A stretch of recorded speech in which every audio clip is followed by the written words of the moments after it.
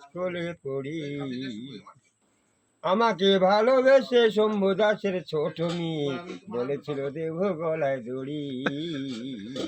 আমি যখন হাই স্কুলে পড়ি তারপর আর জ্যৈষ্ঠ মাসে বিকালে বেলা গায়ে চুলে ফুটবল খেলা। জ্যৈষ্ঠ মাসে বিকালে বেলা হ্যাঁ জ্যৈষ্ঠ মাসে বিকালে বেলা গায়ে চুলে ফুটবল খেলা।